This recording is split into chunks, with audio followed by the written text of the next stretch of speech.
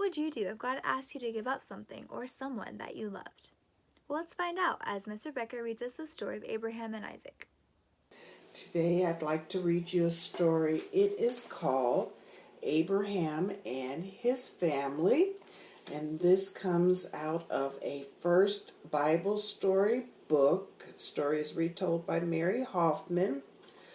The story of Abraham is given to you in the Old Testament portion of your Bible in the book of Genesis, chapters 12 through 25. The story here reads as follows. After the flood, Noah's family grew and grew, populating the earth. One of these people became very special to God. The man's name was Abraham. His wife was Sarah. One day, God sent for Abraham and told him that if he went where God led him, he would become the father of a great new nation.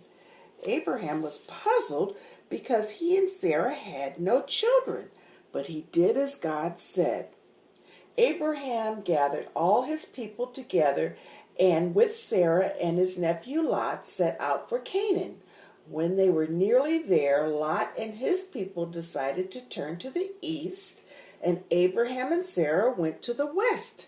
God spoke to Abraham again, telling him that all the land around him would belong to him and his family. He also said that Sarah would have a son. Your family will be as many as there are stars in the sky, he said.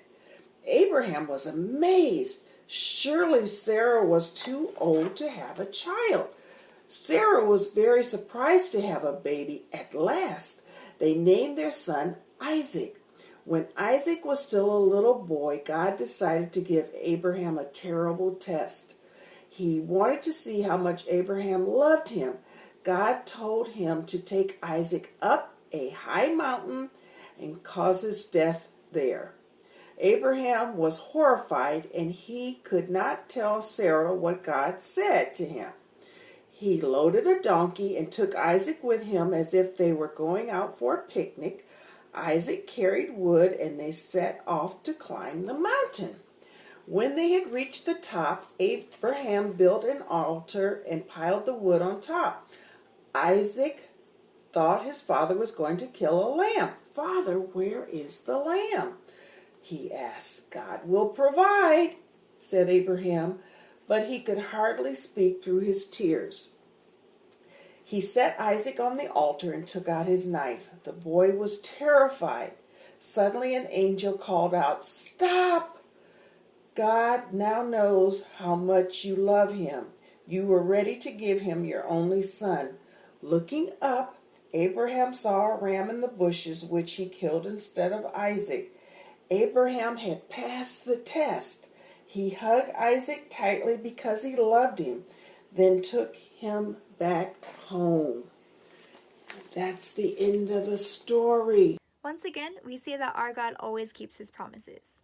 Abraham loved Isaac, but he loved God even more, and he knew God gave him a promise. He said that he would be able to see his grandkids and his great-grandkids, his great-great-grandkids, his great-great-great-grandkids, more than he could count. So how could he take away his son Isaac? Well, Abraham didn't understand, but he knew God, and he knew he could trust him. And see, God did it. He protected Abraham, Isaac, and kept his promise. So how about us? Would we be able to trust God? What if he gave us something or gave us a promise and then we thought he was going to take it away? I know it would be hard, but I know my God is bigger than me. I know he has a plan that I might not understand, but he says it's good and I can trust him. Well, thanks for listening to our story. See you next time.